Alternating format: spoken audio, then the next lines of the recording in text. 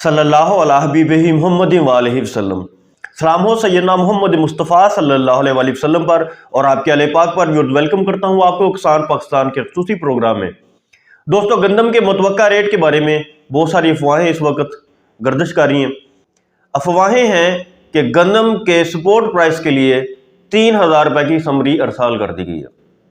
जी हाँ, यह किसान का मुआशी कत्ल होगा। ये गंदम का नया रेट नहीं होगा बल्कि किसान का मुआशी कत्ल होगा। माजी में नून लीग की हुकूमत को किसान दुश्मन हुकूमत तस्वर किया जाता रहा है, क्योंकि इनकी किसान दुश्मन पॉलिसीज की वजह से किसान कम्युनिटी हमेशा मुतासर रही है। तारीख में सबसे ज़्यादा तेल की कीमतें या डीजल की कीमतें अगर बढ़ी हैं तो वो नून लीग के दौरे हुकूमत में बढ़ी है। तारीख में सबसे ज़्यादा अगर किसान कम्युनिटी को महंगी खाद मिली है तो वो नून लीग के दौरे हुकूमत में मिली है। सब्सिडी मिलती है किसान को, हुकूमत सब्सिडी देती है। करप्शन के केसेस इतने ज़्यादा सामने आए कि हुकूमत से अवाम का एतमाद उठ गया। अब अवाम के अंदर एक अफवाह ये गर्दिश कर रही है कि नून लीग अपने इस नए दौरे हुकूमत में किसान दुश्मन पॉलिसीज का तसलसल जारी रखेगी। यही वजह है कि इस अफवाह को बहुत तकवीत मिल रही है। अल्लाह ना करे कि गंदम का रेट 5000 से कम हो, अल्लाह ना करे कि गंदम का रेट 3000 रुपये आए। लेकिन अगर ऐसा होता है तो मैं समझता हूं कि हुकूमत को किसान कम्युनिटी की तरफ से बहुत शदीद प्रोटेस्ट का सामना करना पड़ेगा। उसकी वजह क्या है कि यूरिया जो हमारे मुल्क में किसान को फराहम की जाती है सारी की सारी मेड इन पाकिस्तान है। इसकी कास्ट ऑफ प्रोडक्शन तमाम खादों में सबसे कम है, लेकिन सबसे महंगे रेट पर यूरिया पूरी दुनिया में हमारे मुल्क में फराहम की जा रही है। पूरी दुनिया में अगर यूरिया सबसे महंगी मिलती है तो हमारे मुल्क पाकिस्तान में मिलती है। इंडिया जो बहुत बड़ी स्टेट है और इंडिया में किसान माशी बहाली का शिकार है, लेकिन इसके बावजूद इंडिया में यूरिया इंतहाई सस्ते रेट पर, पाकिस्तान से निस्फ से भी कम रेट पे यूरिया इंडिया में दस्तयाब है। डीएपी की अगर बात की जाए या फास्फोरसी खाद की बात की जाए तो पूरी दुनिया में सबसे महंगी फास्फोरस पाकिस्तान में दस्तयाब है। किसान कम्युनिटी को डीजल भी पूरी दुनिया में सबसे महंगा मिलता है, खाद भी सबसे महंगी मिलती है, जितने इनपुट्स हैं वो सबसे महंगे हैं। जब रेट की बारी आती है, जिन्स की फरोख्त की बारी आती है तो ज़बरदस्ती किसान से उसकी फसल जब्त कर ली जाती है। पिछले साल एक भी मन गंदम किसान को अपने घर में स्टोर करने की इजाज़त नहीं दी गई। सारी की सारी गंदम ज़बरदस्ती किसान से खरीदी गई। गवर्नमेंट की पूरी मशीनरी ने यह गंदम किसान से खरीदी, तो पूरी दुनिया इसको देख रही थी, किसान कम्युनिटी भी इसका मुशाहदा कर रही थी। लेकिन सवाल ये पैदा होता है कि हुकूमत की किसान दुश्मन पॉलिसियों का यह तसलसल कब ख़त्म होगा। जी हाँ, ये तब ख़त्म होगा जब हमारा अपना चैम्बर ज़राअत का होगा। इसीलिए हमने chamber of agriculture trade and industry की बुनियाद रखी है और हम इसमें ज़्यादा से ज़्यादा आपको रुकनियत सादी के लिए भी अपील करते हैं कि जब तक आपका चैम्बर नहीं होगा आपकी आवाज़ कोई नहीं उठाएगा।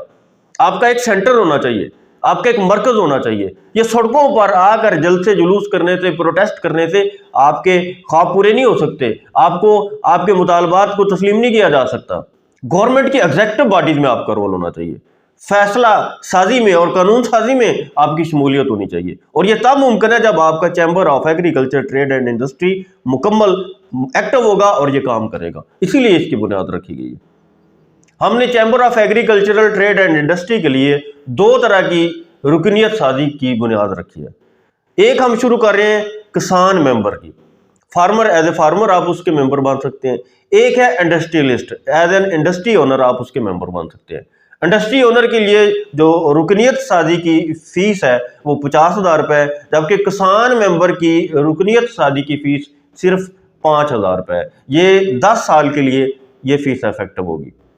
इसके पूरे रूल्स एंड रेगुलेशंस हम इंशाल्लाह लॉन्चिंग सेरेमनी में आप दोस्तों के सामने लाएंगे और मैं उम्मीद करता हूं कि ये पाकिस्तान के एग्रीकल्चर में बहुत बड़ा संग मील साबित होगा।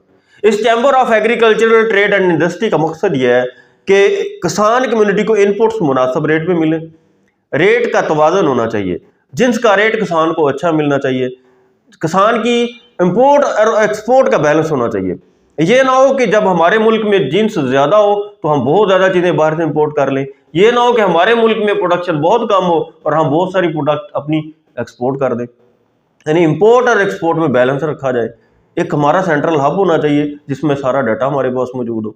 اسی طرح کسان کمیونٹی کو موٹیویٹ کر کے عشر کی ادائیگی کو یقینی بنایا جائے، بجائے اس کے کسان پر زیادہ سے زیادہ ٹیکس لگائے جائیں، کسان پہ بھاری بھرکم ٹیکس نافذ کیے جائیں اور ڈنڈے کی نوک پر اس سے اپنی مرضی کے ریٹوں پر ایجنٹس خریدی جائے۔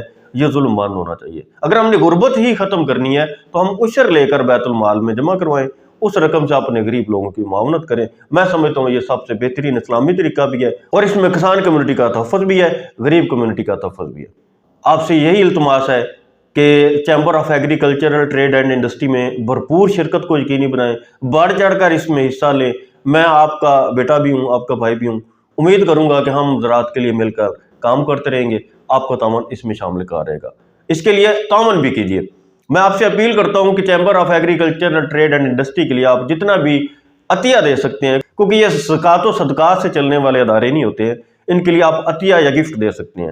اگر آپ اس کے لیے کچھ گفٹ کرنا چاہیں تو میں آپ کو ویلکم کرتا ہوں، بلکہ میں اپیل کرتا ہوں آپ سے کہ chamber of agricultural trade and industry کے لیے اپنا تعاون زیادہ سے زیادہ یقینی بنائیں، اس میں اپنی پارٹیسپیشن بھی زیادہ سے زیادہ یقینی بنائیں اور تعاون بھی کریں۔ اللہ تعالیٰ آپ کا حامی و ناصر ہو۔